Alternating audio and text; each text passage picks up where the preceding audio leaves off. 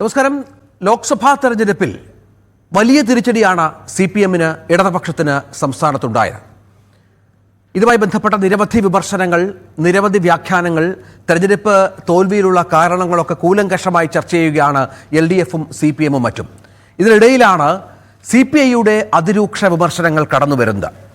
കഴിഞ്ഞ ദിവസം ചേർന്ന ജില്ലാ കൗൺസിലിൽ മുഖ്യമന്ത്രിക്കെതിരെയാണ്, മുഖ്യമന്ത്രിയുടെ ധാർഷ്ട്യം എന്ന് തന്നെ എടുത്തു പറഞ്ഞാണ് അംഗങ്ങൾ ഇതുമായി ബന്ധപ്പെട്ട് പ്രതികരിച്ചത്. രണ്ടാം പിണറായി സർക്കാരിലെ മന്ത്രിമാരുടെ കാര്യക്ഷമതയിലും CPI സംശയം പ്രകടിപ്പിക്കുന്നുണ്ട്. തൊഴിലില്ലായ്മ, വിലക്കയറ്റം, സപ്ലൈകോയിലെ സാധനങ്ങളില്ലായ്മയുടെ പ്രശ്നം, ക്ഷേമ പെൻഷനുകൾ വിതരണം ചെയ്തതിലെ വിഷയം, ഇതടക്കം നിരവധി വിഷയങ്ങൾ തോൽവിക്ക് കാരണമായി എന്ന് CPI വിലയിരുത്തുന്നു. മുഖ്യമന്ത്രി അടക്കം ഭരണവിരുദ്ധ വികാരമല്ല, നരേന്ദ്രമോദി സർക്കാരിനുള്ള എതിർപ്പ് അത് കോൺഗ്രസിന് UDF-ന് വോട്ട് ചെയ്യാൻ ജനങ്ങളെ പ്രേരിപ്പിച്ചു എന്ന് ആവർത്തിച്ച് പറയുമ്പോഴാണ് ഏറ്റവും പ്രധാനപ്പെട്ട ഘടകകക്ഷിയുടെ ഭാഗത്ത് നിന്ന്, LDF-ലെ രണ്ടാമത്തെ കക്ഷിയുടെ ഭാഗത്ത് നിന്ന് ഈ വിമർശനം ഉണ്ടാകുന്നത് എന്ന് ശ്രദ്ധേയമാണ്. നമുക്കറിയാം, 2019-ൽ LDF സംവിധാനം ഇത്തരത്തിൽ വലിയൊരു തോൽവി ഏറ്റുവാങ്ങിയതാണ്. പക്ഷേ 2021-ലെ നിയമസഭാ തെരഞ്ഞെടുപ്പിൽ ആ തോൽവി തിരുത്തി ജനങ്ങളെ തങ്ങൾക്ക് പറ്റിയ പിഴവുകൾ അത് പറഞ്ഞു മനസ്സിലാക്കി ജനങ്ങളിലേക്ക് തിരിച്ചു വരാനുള്ള ആർജവം ആ സംവിധാനത്തിൽ ഉണ്ടായിരുന്നു എന്നുള്ളതാണ്. പക്ഷേ ഇത്തവണ അത് സംഭവിക്കുമോ? കാരണം മുഖ്യമന്ത്രിക്കെതിരെയാണ് വിമർശനം, മുഖ്യമന്ത്രിയാണ് ഇടതുപക്ഷത്തിലെ പ്രധാന ഘടകകക്ഷികൾ അറ്റാക്ക് ചെയ്യുന്നത് എന്നുള്ളതാണ്. അതിലും രൂക്ഷമായ ഒരു സംഗതി എന്ന് പറയുന്നത് ന്യൂനപക്ഷ പ്രീണനം, പ്രത്യേകിച്ചും മുസ്ലിം പ്രീണനം എന്ന പ്രധാനപ്പെട്ട ഒരു സംഗതി LDF സംവിധാനം സംസ്ഥാനത്ത് നടപ്പിലാക്കാൻ ശ്രമിച്ചു എന്ന് CPI തന്നെ വിലയിരുത്തുന്നു. സ്വാഭാവികമായും അങ്ങനെ വരുമ്പോൾ അത് ഹിന്ദു വോട്ടുകൾ, LDF-ന് പരമ്പരാഗതമായി കാലങ്ങളായി ലഭിച്ചുകൊണ്ടിരുന്ന ഹിന്ദു വോട്ടുകളുടെ ഒരു ചോർച്ച സംഭവിപ്പിച്ചു എന്നതും യാഥാർത്ഥ്യ ബോധത്തോടെയുള്ള വിമർശനമാണെന്നാണ് രാഷ്ട്രീയ നിരീക്ഷകർ പറയുന്നത്. വെള്ളാപ്പള്ളി നടേശനും ഇന്ന് സമാനമായ അത്തരം ഒരു വിമർശനത്തിലേക്ക് കടന്നു. കാരണം മുസ്ലിം പ്രീണനമാണ് സംസ്ഥാനത്തെ ഇടതു വലത് മുന്നണികളുടെ ലക്ഷ്യം എന്ന് പറയുന്നു. സുരേഷ് ഗോപി അദ്ദേഹം തൃശ്ശൂരിൽ ജയിച്ചത് ക്രിസ്ത്യൻ വിഭാഗത്തിൻ്റെ വോട്ടുകൾ കൂടി ലഭിച്ചിട്ടാണ്. കാരണം അമിതമായ മുസ്ലിം പ്രീണനം വരുമ്പോൾ അത് ക്രിസ്ത്യൻ വിഭാഗത്തിനെ ഈ മുന്നണികൾക്കെതിരാക്കുന്നു, സ്വാഭാവികമായും അവർ മറ്റൊരു ചോയ്സിലേക്ക് കടക്കുന്നു എന്നുള്ളതാണ് വെള്ളാപ്പള്ളിയുടെ യോഗനാഥം ലേഖനത്തിൽ അദ്ദേഹം പറയുന്നത്. ഈ വിഷയമാണ് നമ്മൾ വരുന്ന ഒരു മണിക്കൂർ ചർച്ച ചെയ്യുന്നത്. കാരണം ഇത് LDF സംവിധാനം ഗൗരവമായി പരിശോധിക്കുന്നുണ്ട്. CPM-ന്റെ യോഗം, ഉന്നതതല യോഗം ഇന്ന് ചേരുന്നുണ്ട്. കേന്ദ്ര നേതാക്കൾ ഈ യോഗത്തിൽ പങ്കെടുക്കുന്നുണ്ട്. പോളിറ്റ് ബ്യൂറോയ്ക്കടക്കം കേന്ദ്ര നേതൃത്വത്തിനടക്കം ഈ വിഷയത്തിൽ നിലപാട് വ്യക്തമാക്കേണ്ടി വരും. ഇനിയൊരു തിരിച്ചുപോക്ക് LDF സംവിധാനത്തിന് CPM-ന് സംസ്ഥാനത്താവില്ല. കാരണം ത്രിപുരയിലും ബംഗാളിലും മടങ്ങിവരവ് അസാധ്യമായ പശ്ചാത്തലമാണ്. കേരളമാണ് അവർക്കുള്ളൊരു പച്ചത്തുരുത്ത്. അവിടുത്തെ ഇത്ര വലിയ തോൽവി അത് എങ്ങനെ ഇരുത്ത് ചിന്തിപ്പിക്കും എന്ന് നോക്കാം CPM സംവിധാനത്തെ. തെരഞ്ഞെടുപ്പ് ഫലം വിലയിരുത്താൻ ചേർന്ന CPI-യുടെ യോഗത്തിലാണ് ഇത്തരത്തിൽ വലിയ വിമർശനം ഉയർന്നത്. മുഖ്യമന്ത്രിക്കും സർക്കാരിനും അതിരൂക്ഷ വിമർശനം. മുഖ്യമന്ത്രിയുടെ ധാർഷ്ട്യം, മന്ത്രിമാരുടെ പിടിപ്പുകേട് പരാജയത്തിന് കാരണമായി എന്ന് വിമർശനം ഉന്നയിക്കുന്നു.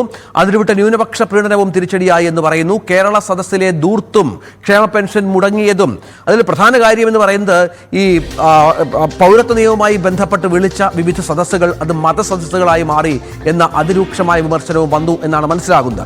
VV അരുണും R കിരൺ ബാബുവും ഏറ്റവും പുതിയ വിവരങ്ങൾ പങ്കുവെക്കും. ആദ്യം അരുണിലേക്ക് പോകണം. അരുൺ, ഇവിടെ നമുക്കറിയാം ഈ തിരുത്തണം അല്ലെങ്കിൽ ഞങ്ങൾ തിരുത്തും എന്ന് CPI-യുടെ സംസ്ഥാന സെക്രട്ടറി തന്നെ പറയുന്ന പശ്ചാത്തലമുണ്ട്. പക്ഷെ ആ തിരുത്ത് അത് ഏത് തരത്തിലാവണം, അതെങ്ങനെ ആ തിരുത്ത് സംഭവിക്കണം?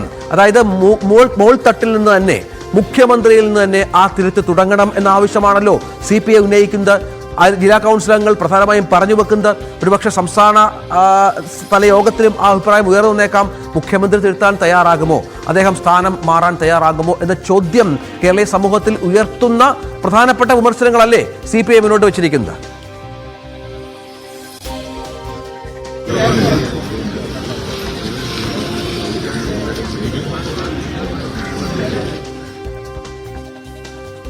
ഇപ്പോൾ മുഖ്യമന്ത്രി LDF CPM ഉന്നതതല യോഗത്തിന് പങ്കെടുക്കാൻ എത്തുന്ന ദൃശ്യങ്ങൾ കൂടിയാണ് പ്രേക്ഷകർ കാണുന്നത്. മുഖ്യമന്ത്രി ഇപ്പോൾ അകത്തേക്ക് കടന്നു. ഇത് യോഗം ആരംഭിച്ചു എന്നാണ് മനസ്സിലാക്കേണ്ടത്. അരുൺ, എന്റെ ചോദ്യം കേട്ടെങ്കിൽ തുടരാം.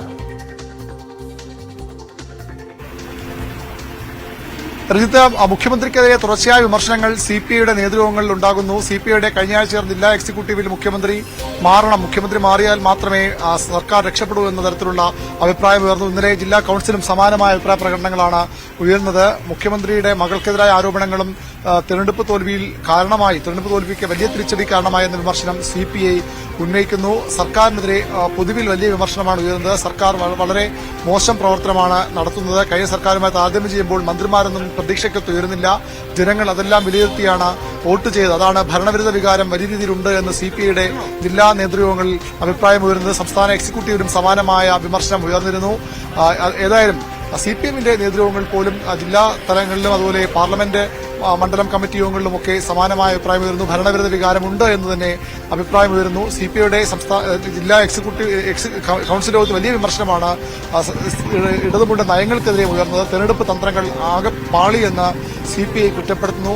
ന്യൂനപക്ഷ പ്രീണനം അതിരുകടന്നു, പരിധി വിട്ടു എന്ന വിമർശനമാണ് നിരവധി പ്രതിനിധികൾ ഉന്നയിച്ചത്, നിരവധി നേതാക്കൾ ഉന്നയിച്ചത്. അതിന് കാരണമായി ചൂണ്ടിക്കാട്ടുന്നത് ന്യൂനപക്ഷ ഇടതുമുന്നണിയുടെ സ്വാഭാവിക അടിത്തറ വോട്ട് ബാങ്ക് ഹൈന്ദവ സമൂഹമാണ്. അതിൽ തന്നെ ഈഴവരും അതുമായി പിന്നാക്ക ഹിന്ദുക്കളുമാണ്. ആ വോട്ട് ബാങ്ക് പൂർണ്ണമായും ചോരുന്നു. അത് UDFിലേക്കും BJPയിലേക്കും വോട്ടുകൾ പോകുന്നു. ന്യൂനപക്ഷ പ്രീണനം അതിർവിടുന്നതിന് ഒരു ഉദാഹരണമായി നേതൃയോഗങ്ങളിൽ നേതാക്കൾ ചൂണ്ടിക്കാട്ടിയത് പൌരത്വ നിയമ ഭേദഗതിക്കെതിരായ പ്രക്ഷോഭമാണ്. അതൊരു രാഷ്ട്രീയ ക്യാമ്പയിനായി ഏറ്റെടുക്കേണ്ട, രാഷ്ട്രീയ ക്യാമ്പയിനായി നടത്തേണ്ട പരിപാടിയായിരുന്നു. പക്ഷേ ഉണ്ടായത് നേരെ മറിച്ചാണ്.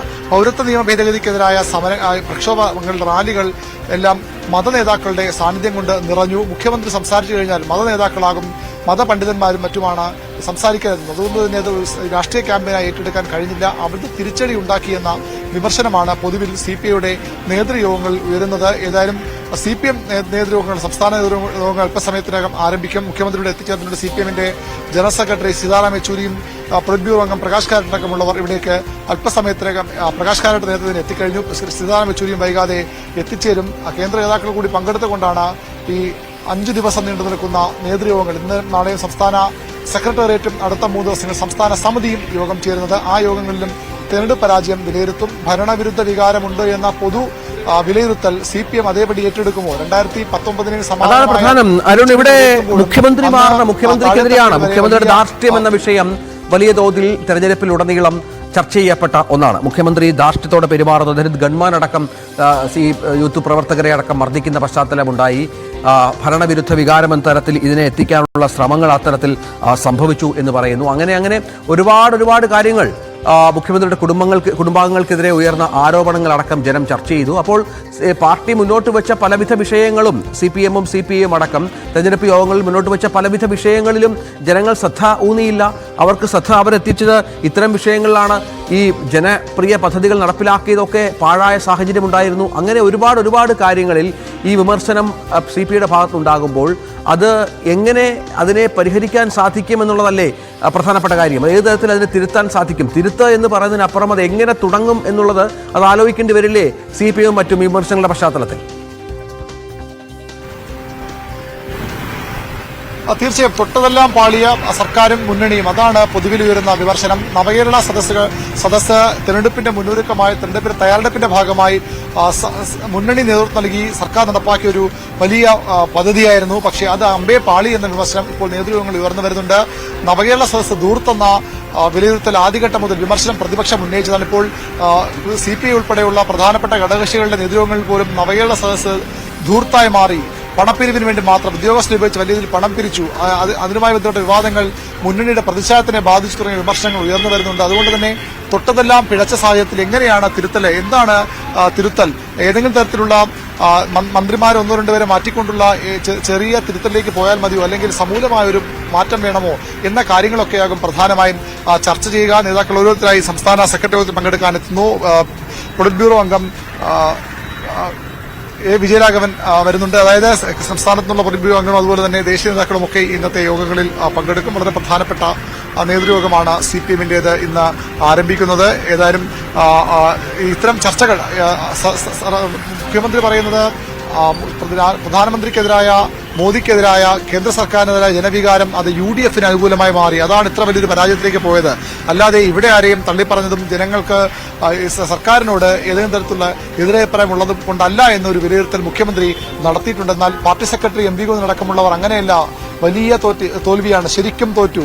ആ തോൽവിയുടെ കാരണങ്ങളെല്ലാം ഞങ്ങൾ പരിശോധിക്കും, ഇഴകീറി പരിശോധിക്കുമെന്ന് അദ്ദേഹം ആവർത്തിച്ച് പറയുമ്പോൾ മുഖ്യമന്ത്രി പറയുന്ന ഈ കേന്ദ്ര സർക്കാരിനെതിരായ, നരേന്ദ്രമോദിക്കെതിരായ വികാരം മാത്രമല്ല ഈ നാണംകെട്ട തോൽവിയിലേക്ക് ഇടതുമുന്നണി തള്ളിവിട്ടതെന്ന് CPMന്റെ ഉന്നത നേതാക്കളും സമ്മതിക്കുന്നു, അത് പരോക്ഷമായെങ്കിലും സമ്മതിക്കുന്നു. കേന്ദ്ര നേതാക്കളായ യെച്ചൂരിയും കാരാട്ടുമൊക്കെ അത് പലയിടങ്ങളിലും തുറന്നു പറയുകയും ചെയ്തിട്ടുണ്ട്. അങ്ങനെ അത്രയധികം വിരുദ്ധ വികാരം, എതിർവികാരം ജനങ്ങൾക്കുണ്ടെങ്കിൽ അത് തിരുത്താൻ ഏതറ്റം വരെ പോകണം. മുഖ്യമന്ത്രിക്കെതിരായ ജനവിധി എന്ന വലിയ വിമർശനം പ്രതിപക്ഷവും അതുപോലെ തന്നെ ഒളിഞ്ഞും തെളിഞ്ഞുമൊക്കെ ഘടകകക്ഷികളും അവരുടെ പാർട്ടി ഘടകങ്ങളുമൊക്കെ വിമർശിക്കുമ്പോൾ അത്തരം കാര്യങ്ങൾ CPM പരിശോധിക്കുമോ? CPMന്റെ സംസ്ഥാന നേതൃത്വങ്ങളിൽ അത്തരത്തിൽ മുഖ്യമന്ത്രിക്കെതിരായ വികാരമുണ്ട് എന്ന് തുറന്നു പറയാൻ, അത് മുഖ്യമന്ത്രിയുടെ ശൈലിക്കെതിരായ വികാരമെന്ന് തുറന്നു പറയാനും തിരുത്തണമെന്ന് ആവശ്യപ്പെടാനും ആരെങ്കിലും തയ്യാറാകുമോ എന്ന കാര്യമാണ് പ്രധാനമായും അറിയേണ്ടത്. മുഖ്യമന്ത്രിയെ മാറ്റിക്കൊണ്ടുള്ള ഒരു തിരുത്തലിന് CPM തയ്യാറാകില്ല. അതിനുള്ള അനുകൂല രാഷ്ട്രീയ സാഹചര്യമില്ല എന്ന് പൊതുവിൽ വിലയിരുത്തപ്പെടുന്നു. മുഖ്യമന്ത്രി മാറുകയല്ല, മറിച്ച് ശൈലി മാറുകയാണ് വേണ്ടത്.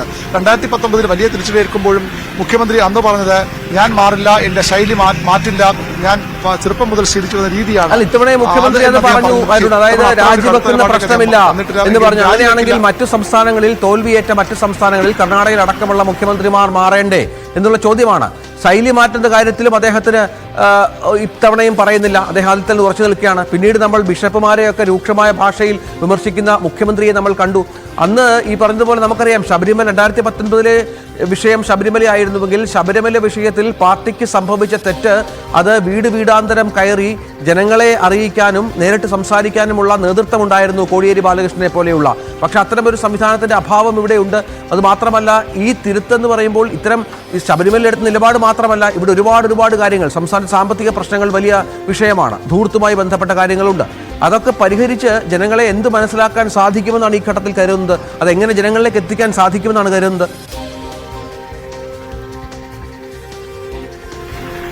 തീർച്ചയായിട്ടും CPMന്റെ നേതൃത്വം വലിയൊരു വിഭാഗം വിശ്വസിക്കുന്നത് ഈ ഭരണവിരുദ്ധ വികാരം ഉണ്ടായി എന്നുള്ളത് തെരഞ്ഞെടുപ്പിന് മുമ്പ് തന്നെ അവർ തിരിച്ചറിഞ്ഞത്. അത് മറികടക്കാനാണ് കുടുംബയോഗങ്ങൾ, പരമാവധി കുടുംബയോഗങ്ങളൊക്കെ നേതാക്കൾ നേരിട്ട് പങ്കെടുത്ത് വിളിച്ചത്. കുടുംബങ്ങളിലേക്ക് നേരിട്ടെത്തി പാർലമെന്റ് തലത്തിൽ നേതാക്കൾ, സംസ്ഥാന നേതാക്കൾ ഉൾപ്പെടെ പല വീടുകളിലും എത്തി ആളുകളെ കണ്ട് സംസാരിച്ചിരുന്നു. പക്ഷേ അപ്പോഴും ഈ ഭരണവിരുദ്ധ വികാരമായി അവർ ചൂണ്ടിക്കാട്ടുന്നത് പ്രധാനമായും പെൻഷൻ നൽകാത്തതുകൊണ്ട്, പെൻഷൻ മുടങ്ങിയതുകൊണ്ട്, ക്ഷേമ പെൻഷൻ മുടങ്ങിയതുകൊണ്ട്, സർക്കാർ ജീവനക്കാരുടെ ശമ്പളം ചരിത്രത്തിൽ വളരെ ചുരുങ്ങിയ സമയങ്ങളിൽ മാത്രമേ ഇത്തരത്തിൽ വൈകിയിട്ടുള്ളൂ, അത്തരത്തിലുള്ള പ്രശ്നങ്ങൾ അതൊക്കെയാണ് തിരിച്ചടിയായെന്ന് കരുതുന്നത്. അപ്പുറത്തേക്ക് സർക്കാരിന്റെ ശൈലിയിൽ, നയപരമായ തീരുമാനങ്ങളിൽ ഒന്നിനെയും കൂസാതെയുള്ള മുന്നോട്ട് പോക്കിൽ വിമർശനങ്ങൾ എന്ത് വന്നാലും അത് പാടെ അവഗണിച്ചുകൊണ്ട് വിമർശനങ്ങളെ ഒന്നും ഞങ്ങൾക്ക് തൊടാൻ, വിമർശനങ്ങൾക്കും വിമർശകർക്കും ഞങ്ങളെ തൊടാൻ പോലും കഴിയില്ല, ഞങ്ങൾ ഞങ്ങളുടെ രീതിയിലേ പോകൂ എന്ന് ശാഠ്യം പിടിക്കുന്ന നേതാക്കൾ, മുഖ്യമന്ത്രി ഉൾപ്പെടെ നേതാക്കൾ അത്തരം സമീപനങ്ങളിൽ മാറ്റം വരുത്തുമോ എന്നാണ് അറിയേണ്ടത്.